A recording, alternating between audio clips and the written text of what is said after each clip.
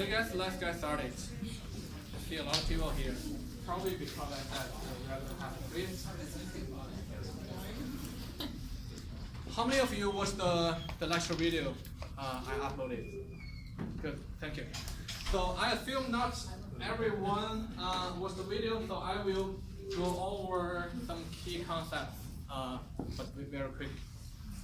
So we talked about sampling, but whenever we collect sample, or I know many of you did survey in other classes, but we need to make sure we understand some important terms. The first one is called population. The group of people or individuals that you want to study, so that's called population. But in reality, when you collect sample or when you do the survey, you give the survey to 30 students or 40 students, that's not your population, that's your sample. So population is the one you want to study, but in reality, we don't have access to the whole population, so that's why we select a small group or subset of the population as your sample. So you ask questions or you do surveys, you are working with your sample. So that's why the big circle represents the population and the small one, that's the sample. And what else? On survey, okay, bias. Bias means the sample you have does not represent your population. So that's a mistake. We have to avoid that mistake. So that's why we will talk more about bias in the this class. So randomness, sample size, so population parameter. So when you do the survey, when you do the sampling, it comes down to a number. The number is called the population parameter. So it could be a proportion.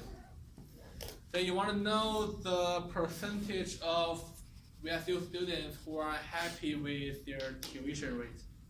So you need that percentage, you need the proportion, that is the population parameter. Or you want to study the average household income in Georgia. So that's that mean income, that value is the population parameter. So population, what do you want from the population? You want the population parameter. So that's the value you really want. And this, let's do. So this one is very important. What's the relationship between the population and sample, and what's the relationship between population parameter and sample statistic? So that gives us a clear picture of that. Because we don't have access to everyone, so we selected 6 of them, and we calculate the number from those 6 people and use this number to estimate the population parameter. So that's called sample statistic, and this is called sample population parameter. How can we use this one to estimate the other one? So that's going to be the topic in the following chapter. But we are not going to discuss that in this chapter. So the first sampling method we want to cover is called simple random sample.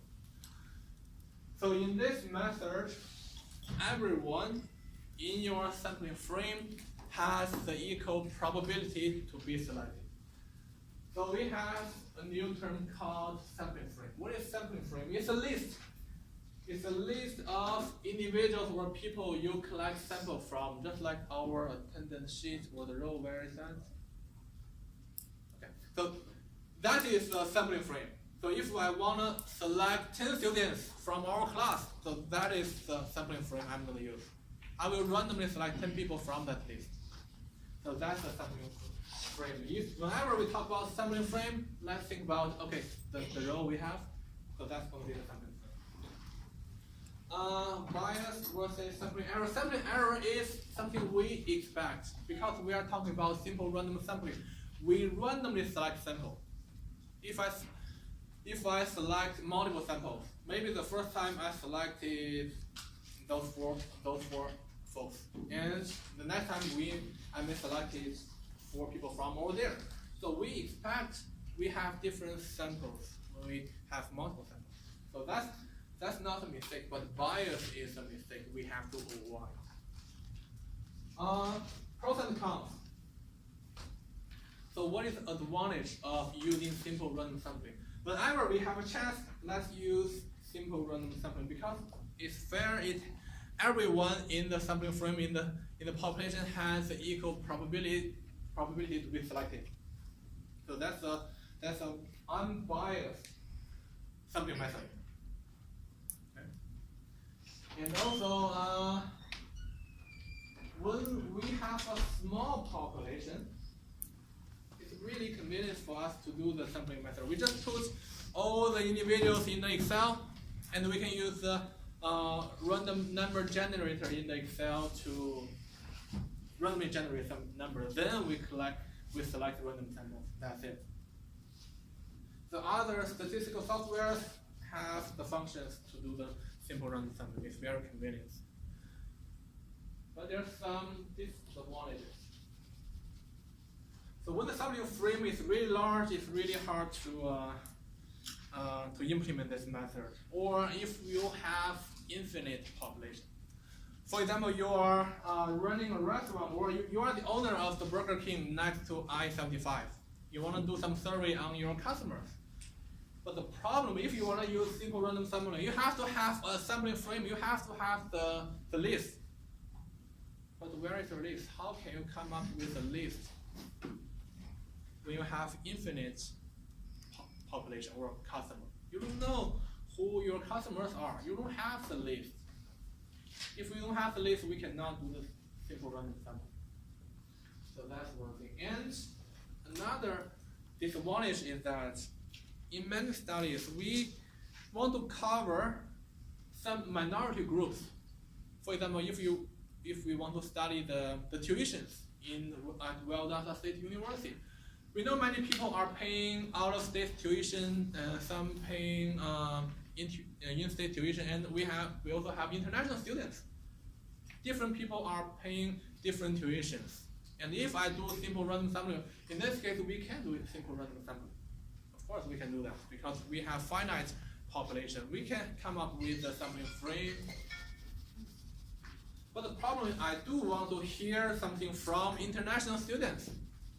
But if we do this simple random sampling, I cannot guarantee in my sample I have at least one international student. Because at this university, we don't have too many international students. But I do want to hear from those students. So in this case, using simple random sampling may not be a good idea. But in most of the cases, if we can use this method, let's use this method.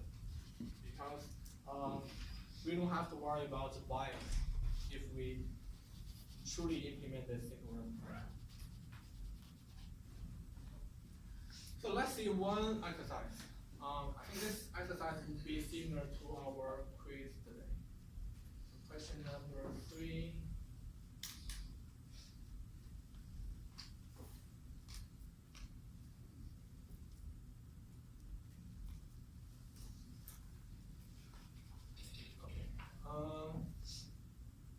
So a research group want to get some ideas about from health club members. Specifically, they wish to determine the percentage of monthly paying members in US that believe the membership are not very expensive. So they got the alphabetized list of all the members located nearby and use technology. I don't know if they use Excel or other things to generate a random shuffled list of the members. And then this selected member to contact from the list, this list until they have succeeded in contacting 225 members. So the first question is, what is the population in this study? Which group of people they really want to study?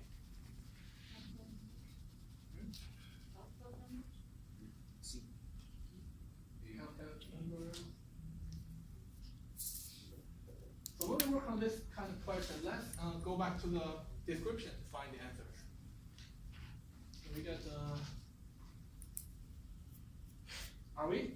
are they trying to study the club or people? People. You look, they won't study the people, right? So the A is not correct. B? What about B? So the membership, so it's gonna be monthly paying members in the United States. So if you read the second question, they wish to determine blah blah blah of monthly paying members in the United States. So that's the population, that's the group of people they want to study. So that's our population. And what is this 225? That's our sample. Yes, that's our sample. I think we are going to have a question about population parameter, but let's see. So what is the sampling frame? As we discussed, it's going to be a list, right? It's going to be the list like our attendance sheet. The sample group.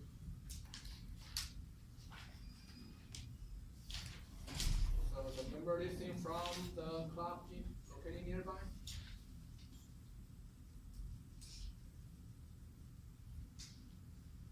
So what is the population parameter?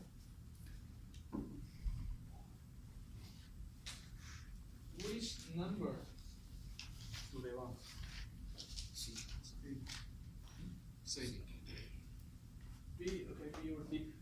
It's going to be a number, either proportion or some mean or average value. So in this case, we are going to have proportion.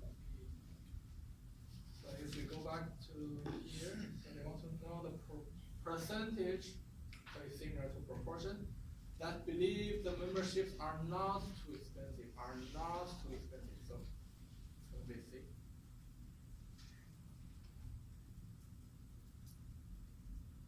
And the sampling method, because we only have one sampling method, it has to be the simple learning method.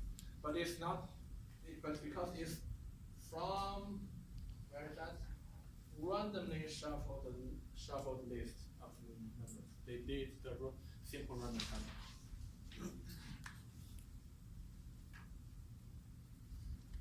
So any questions on this? Population parameter, sampling frame, and sampling method.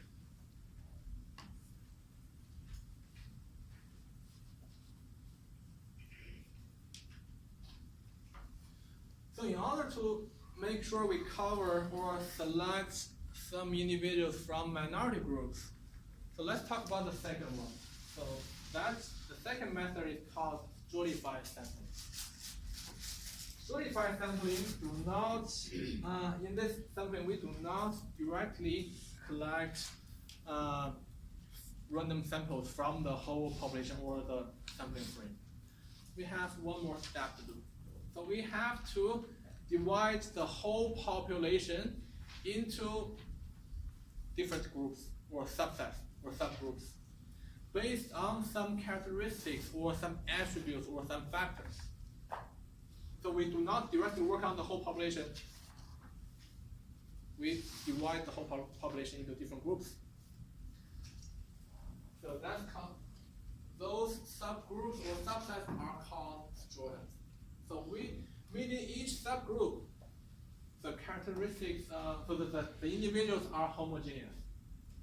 So how do we divide the whole population into different groups? So we can use different factors like gender, age, income, and where you're from, and so on and so forth. So you can select an attribute and use that to divide the whole population into groups. Then after we have different groups, then we can select some sample from each of the groups.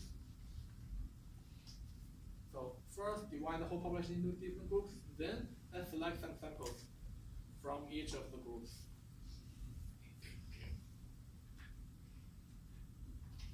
So for example, I want to study the whole US population.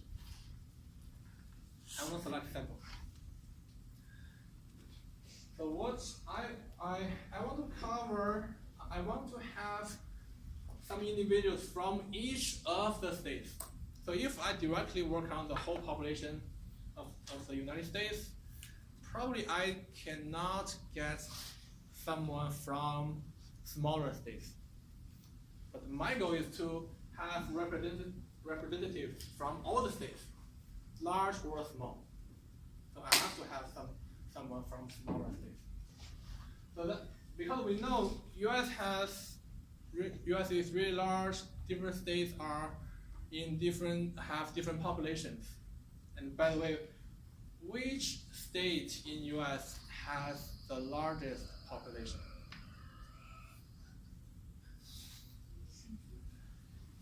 So which state in US has the largest population? Actually? New York. New York? California? So California is number 1. I think Texas is number 2. New York is number 3 or number 4? I think that's a hard question. An even harder question is which state has the smallest population? I was saying Connecticut. Kentucky? Connecticut? Kentucky. Kentucky? I don't know. It's one of One them. of those middle states. Oh, it's one of them? One of them like small. It's either Rhode Island like or Oklahoma. Rhode Island? It's close. Maybe New Hampshire. New Hampshire? Colorado. Nah. Could be Colorado? Montana? I haven't heard the right answer yet. Alaska? Oh yeah, Close. Alaska. Maine. Yeah. Maine? Oregon. Hawaii? It's not Oregon. Not Oregon.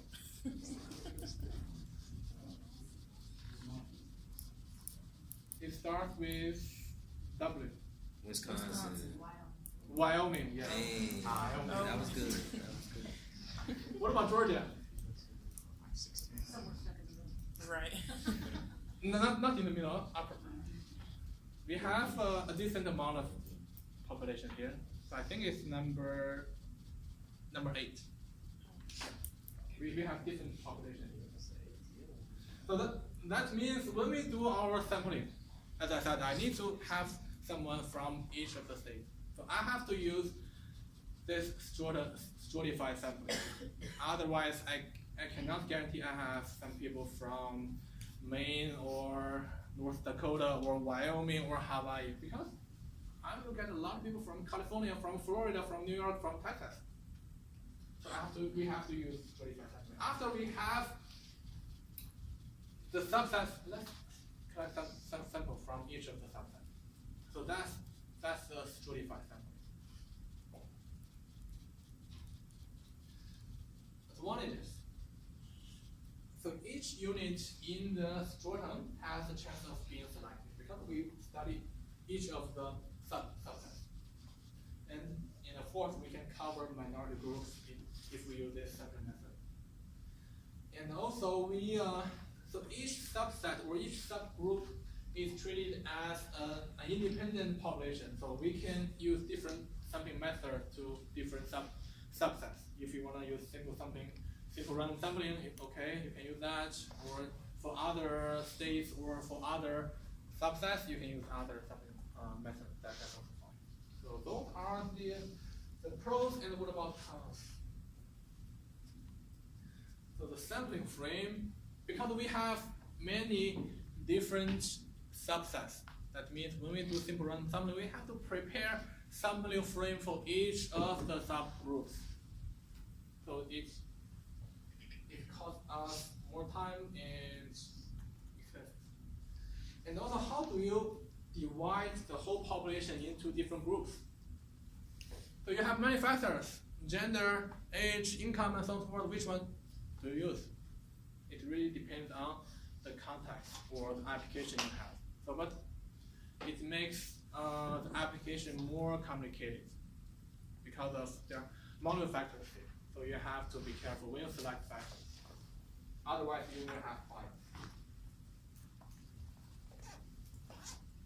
So let's see one question. Question number 4, the nice question.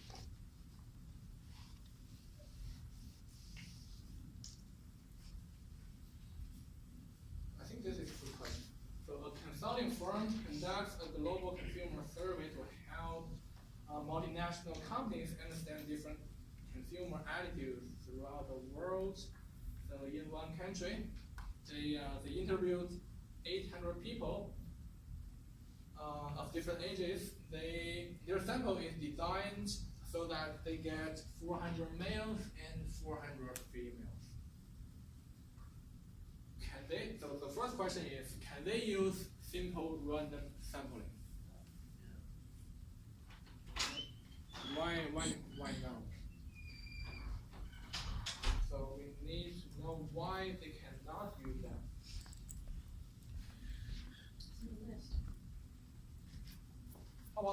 let's assume we have this. Because they chose the subset out of those 800 people. The subset is the 13 to 65. So our goal is to have 800 people in our list. In our sample. Assuming I give you a list that has 10,000 people, I need you to select 800 people from the list, and you need to make sure you have 400 males and 400 females. So I give you a list. Can you do simple random sampling to give me 400 males, 400 females?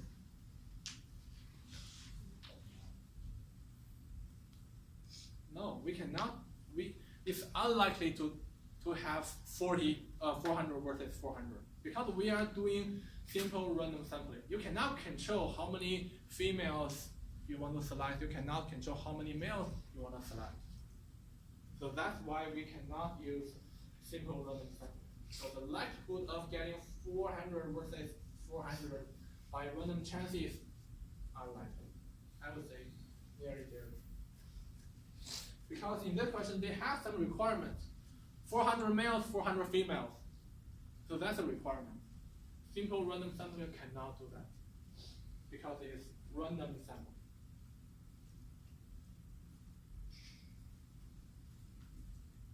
So what kind of design can they use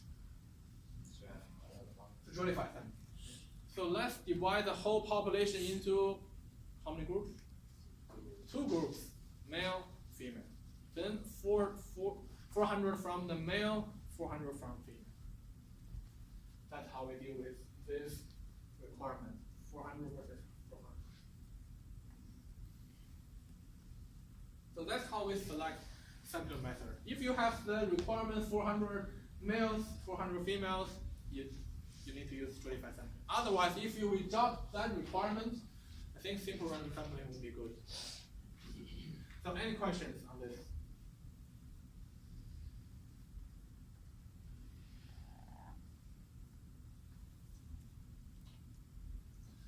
So the third one, cluster sampling. The cluster sampling is very similar to stratified sampling. So let's make sure we understand the difference. Still, the cluster sampling divides the whole population into different subsets. But we don't have to follow some attributes. But normally we just use geographic information to do that. So for example, if I want to do this cluster sampling in our class, simply I just use this area as the first subset, this area as the other subset. That's it. I don't have to consider your gender, your age, and so on and so forth, or your major. I don't have to consider that. And then, after we have the subset, or we have the clusters, we randomly select a few clusters. So say if we have 50 clusters, then we can randomly select 10 clusters from the 50 clusters. So after we have the 10 selected clusters, let's study each of the individuals in those 10 clusters. So let's see, let's use this example. Here I can divide the whole population into different groups based on their states, and then the difference happens here. Select clusters. We are not studying all the states. We only select 10 of them. We only select 10 clusters. So that's the first difference. The second difference, once we have the 10 selected states, we have to study each individual in those 10 states. But in the stratified sample, we don't have to study everyone in the story, but we do have to study all the subgroups in the stratified sample. So 2 major differences. Select a few clusters or subsets versus study all the subsets here in cluster sampling, we have to study all the individuals in the selected clusters, versus in stratified sampling, we just select some samples from all the subsets. So two major differences. Some pros and cons. So in this cluster sampling, because we don't have to study all the subsets or all the subgroups, we don't have to prepare that many sampling frames. And that will reduce our cost. But the problem is, one state is different from another. So we will have higher sampling error. Because once we made our selection, so if we compare one sample versus the other sample, we will have different states in those two samples. So that will give us a higher sampling error. But that's something we can expect. So that's cluster sampling. So this one is similar to stratified sampling. So far we have talked about three: simple random sampling, stratified sampling, and cluster sampling. So especially we need to know the difference between stratified and cluster.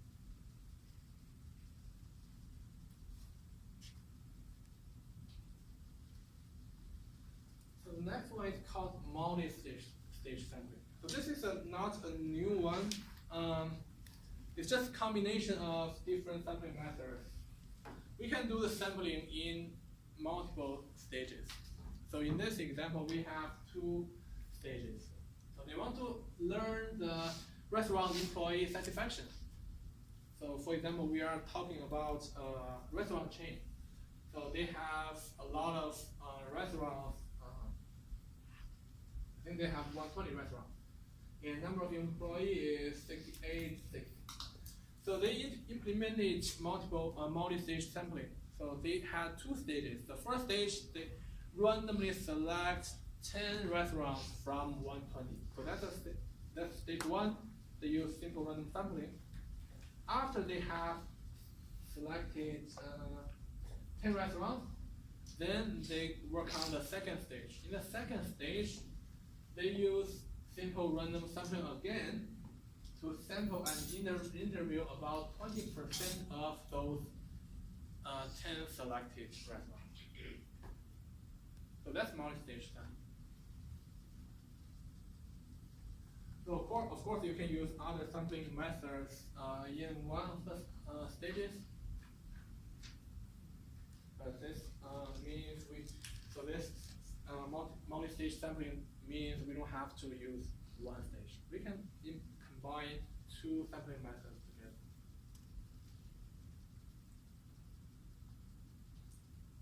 So the last sampling method, probability-based sampling method is called systematic sampling. So how do we do this systematic sampling? So if I have 100 students coming in here, and I want to select 10 random samples. So what I will do is to assign numbers to each one of the students. So the first person who comes will have 1, the second person will have number 2 and 3, 4, 5 by the end of the day. So everyone, 100 students will have numbers from 1 through 1. Then I will choose 2 numbers to work on this sampling method. First number I need to decide is the starting number. Which number should I start with? Which person should I start with to collect my sample? Then I decide, okay, I will start with the 5th person. So I will ask questions on the 5th person, the person who has number 5. Then the other number I need is the sampling interval. I need to ask questions every 10 people. So the first person I ask question to is the 5th person. Then the second one I ask questions to is the 15th person, 25th person, 35th, and so on and forth. So this is how we do the systematic sampling. From the requirement for you guys is to determine 2 numbers: starting number and the sampling interval. In this case, you can select the sample. And also, in this way, still each of the individuals will have the same probability to be selected. So it's also a fair selection.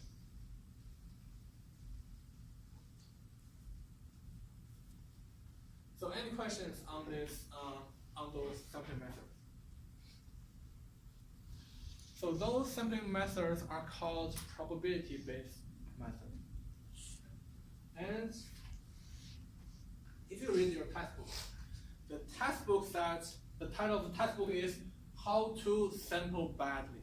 So I would add a quotation to the badly, because it doesn't mean they are bad. We shouldn't use that.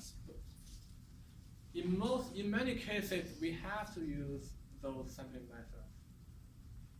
It doesn't mean we cannot use them, but badly means we will have a high risk of getting bias if we use those sampling methods. So in marketing, in many business fields, we have to use those sampling methods. We cannot implement simple random sampling in all the applications. So the first one is voluntary response sampling. So most of the sampling or surveys that we did belong to this category. So we send out our questionnaires, and we also have the right to respond or not to respond. So we cannot force people to answer our questions. So most of the cases we fall into this category, but it has a problem. So let me show you one.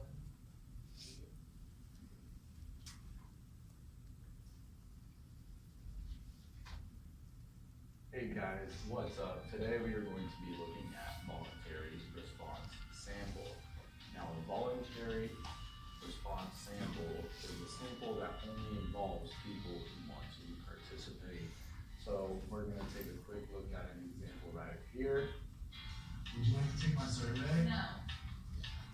Would you like to take my survey? Here you go. Now people tend to ask, is this a good sampling technique? And the answer is no.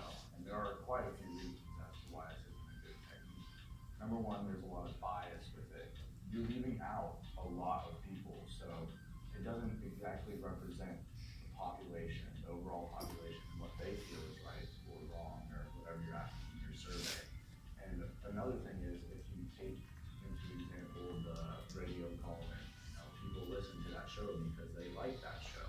So if you take people from that show and ask them a question, they have really strong opinions about it. So a survey from people who listen to a certain radio station could over-represent very strong opinions. So as you can see, we don't want to use this method. So let's delete this. So we can use this method, but we have to be careful. So that's a voluntary response sample.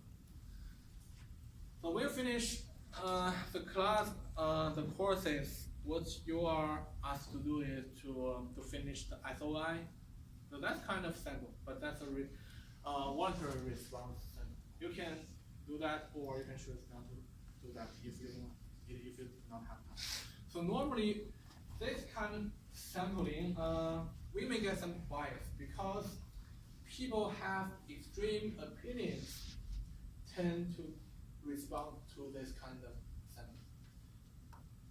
Some people may really like that professor, or some people may really hate that professor. So those two kinds of people are more likely to respond. But we are missing the people in the middle. So that's voluntary response sampling. And the other one is called convenience sampling. So as the name says, it's convenient to us. So we are the people who do the sampling or do the survey. By doing this, it's convenient to us. So there are multiple types of convenience sampling. One is called haphazard sampling. So haphazard sampling is to mimic simple random sampling, but actually it's not simple random sampling. For example, I want to study the VSU students. So what I would do is, I will just print out my questions and stand outside of this building. Because my office is in here, if I do the sampling here, it's convenient to me. So what problem do I have if I do that? Do I have, do you see if there will be any bias?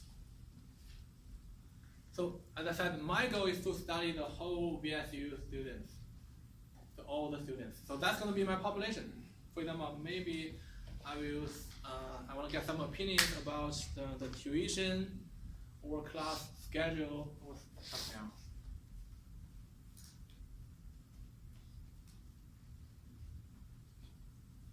So if I do a survey like that in front of this building, do you think I'm going to get some music majors? Do you think I'm going to get some computer science majors? Probably not.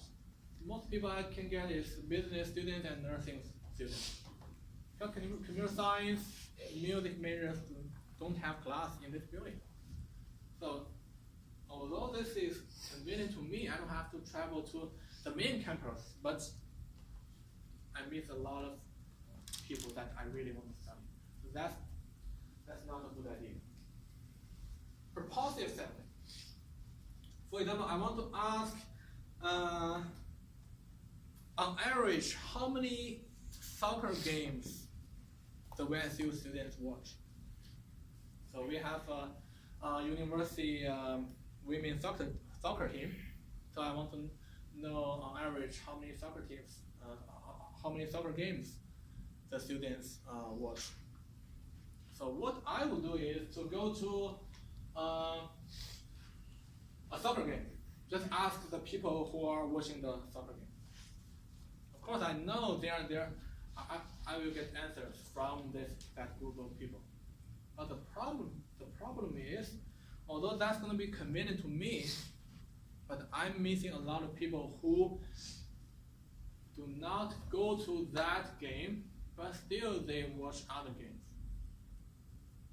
Or they are care about the soccer game, but they do not go there often.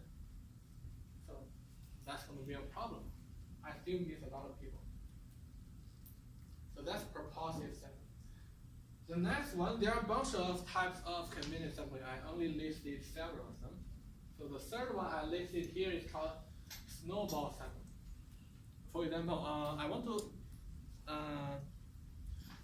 I have some questions to econ students. I'm not from the econ department, so I'm assuming I do not know many econ students. But I do know one econ student, so I will hand over my questions to that student and ask him or her to connect with other econ students. So from that person, so he or she may contact his or her friends, and let her friends or his friends to contact their friends. So it's kind of snowball. So it's getting larger and larger. But the problem is, the sample I have are all in his or her network. What if there are a bunch of people who are not in his or her network? I will not have those people, but I do want to have those people. So that's so-called snowball sampling. So those are some examples of convenient sampling. So when we do this, normally we do this a lot, but let's be careful. We may have some bias when we do those sampling. So what's the result if we have some bias, if we didn't pay attention? We will have undercoverage. So some important groups may be less repetitive. So that's the concept, undercoverage. And something we have to avoid when we design our survey or question. Non-respondents, that's a major problem. When we send out email, when we send out questionnaires, we hope we can get many responses, but in reality, sometimes it's really difficult to get enough responses. If we only get like 5, 6 respondents, so I would say let's not use the data because the sample size is too small. And lengthy survey, we have to avoid lengthy survey when you design the survey. So that's something you have to be careful about. Because if the survey takes 1 hour to complete, nobody will do that. So I will show you one example from AT&T. So in this summer, I chose the AT&T Internet. So after the installation, they sent me a survey. So the survey has 26 questions. And 25 questions, they already provided some scales. So the first question is, please rate AT&T on the frequency of communication regarding your purchase. So they have 1 to 10, 1 is poor, 10 is excellent. So it's not very lengthy. And for each of the questions, it's well designed. It provides the options. I don't have to type in a lot of words. I just check the 5 or 7 or 10 and so on and so forth. So if you have this, if customers have this kind of survey, they will be more likely to complete the survey. If you need a lot of typing, probably not.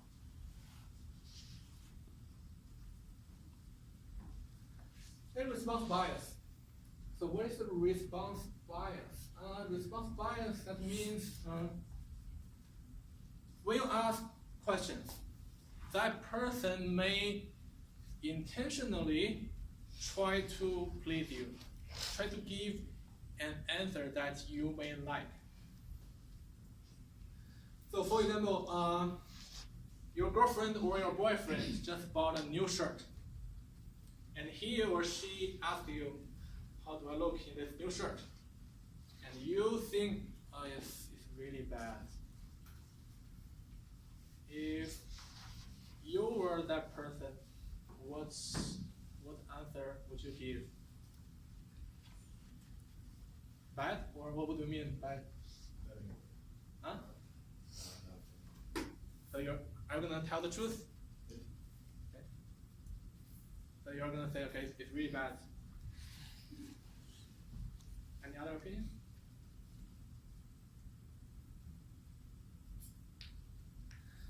So some people may say, you look okay, but in your heart you say it's really bad.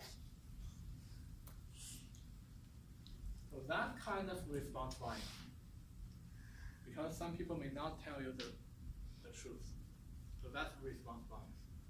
And the last one is push-pull. What does push-pull mean? So that means, for example, I ask a question. Hey, I got an excellent idea, and the idea is blah blah blah. Then I ask you, what do you think?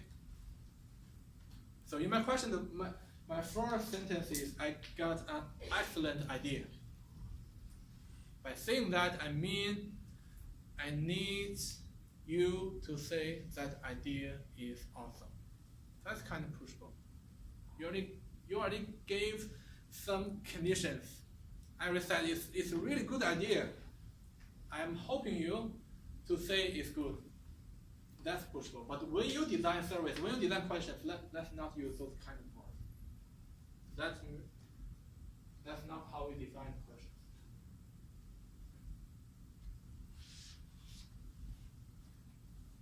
So we're done with chapter 8. So that's all we need from chapter 8. In this chapter, we talk about, so the major thing, there are a few major things. Population parameter, sample statistics, what's the relationship? So you need to refer to the picture, to the figure we have. And then we talk about a few sampling methods, especially the probability-based method. Simple random sampling of stratified, cluster, systematic, multi-stage, those methods. So although we don't have to do calculations in this chapter, we learned a lot of sampling methods and we we have to understand those new concepts. So we still have some time, so we will start chapter 9, and then we will save about 15 minutes for the quiz.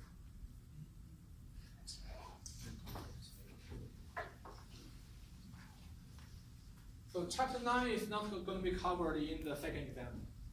So today we finished chapter 8, so we are good. We can start to work on the practice. I think the practice for chapter, for exam number 2 is already available, so you can start to work on the practice. So chapter 9 and chapter 11, I put some contents from chapter 9 and chapter 11 together. So in this chapter, we will talk about two things. One is sampling distribution.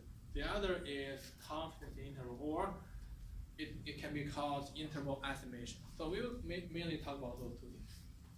So let's talk about the sampling distribution first. So when we were in chapter 8, we said we have two things, population and sample. So we have population parameter, we have sample statistics. So for the sampling distribution, what we want to do is to use population information to study our sample.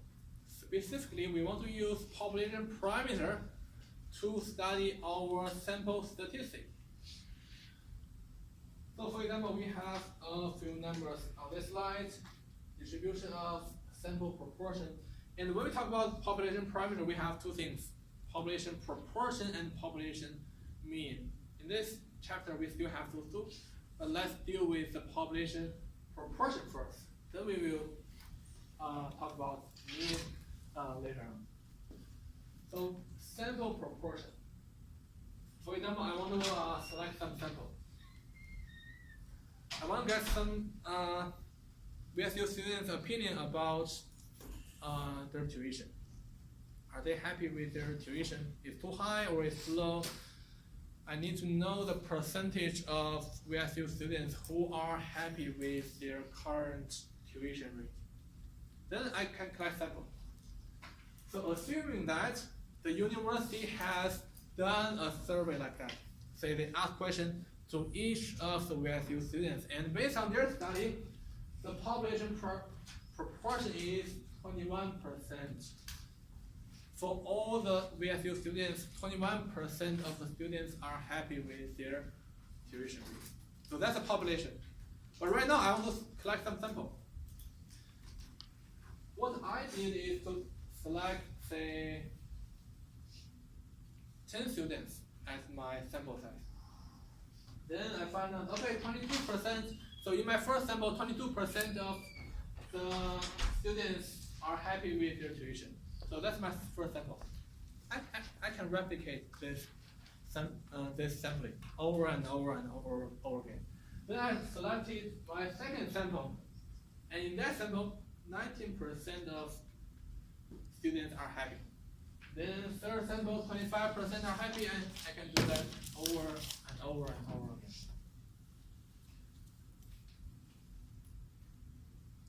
So what can we tell from those numbers? So those are called sample statistics because those numbers are from sample. So what can we tell from those numbers?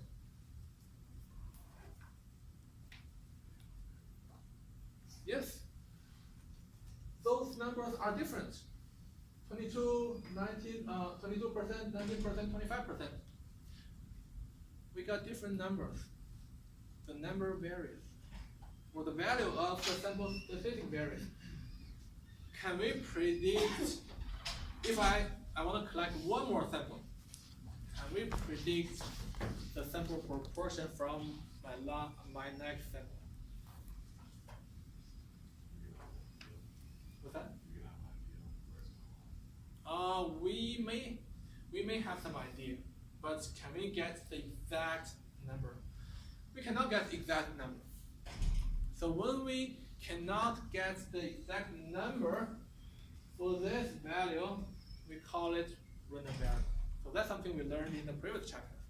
So in this case, the sample statistic, when we collect sample, the sample statistic is a random variable. Because every time we have different samples. So that's a variable, that's a random variable. So the sample statistic is a random variable. So in this case, if I selected 2,000 samples and I calculated all the sample proportion for all the 2,000 samples, then by the end of the day, I put all the numbers in a histogram. So I will end up with this kind of shape. So proportion and frequency, so that's a histogram.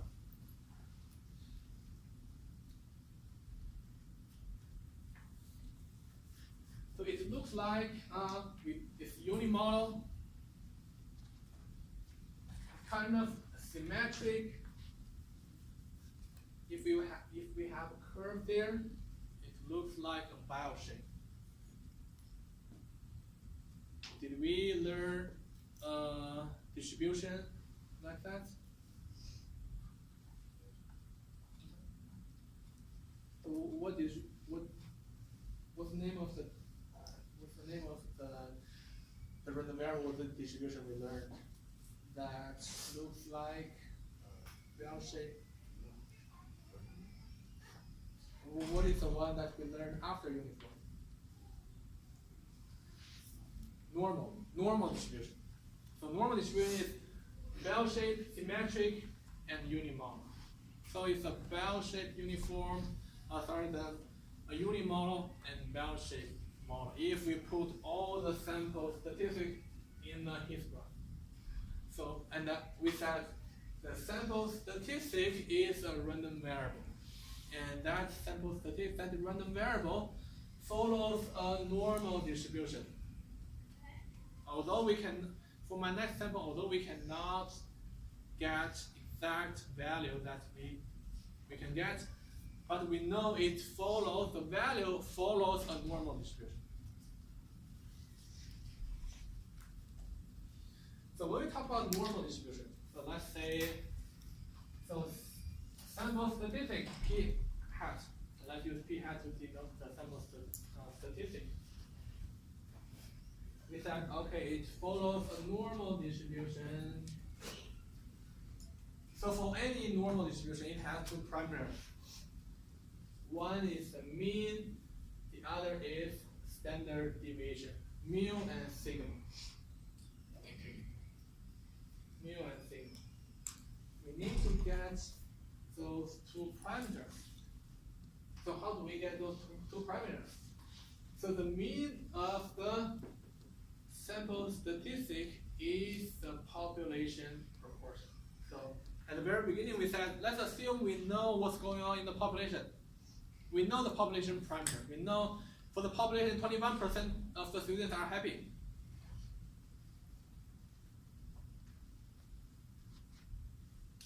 So that's the population proportion. Let's be clear about the difference between this one and this one. This is sample proportion. This one is population proportion. So this one is from the big blue circle, the population. And this one is the small sample. So that's the sample statistic. And the sigma or the sample standard deviation can be calculated using this equation. So it's equal to square root of p times 1 minus p over n. N is the sample size. N is the sample size.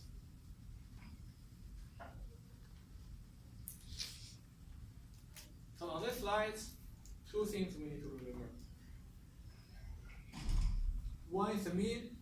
For the mean, we don't have to do any calculation because it's simply just the population proportion. No calculation needed. But for the standard deviation, the standard deviation of the normal distribution for the sample statistic is equal to the square root of the population proportion times 1 minus the population proportion over the sample size.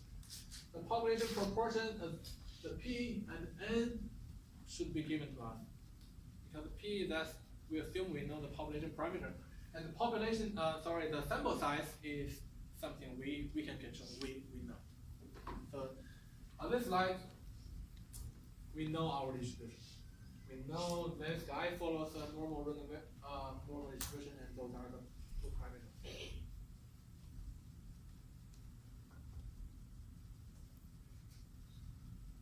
So, any questions on this slide? So let's be clear about the difference between the sample proportion and population proportion. So we will have an exercise, but we don't have enough time. So let's stop here today, and let's go back to the quiz. So you don't need to use calculator. There's no calculation.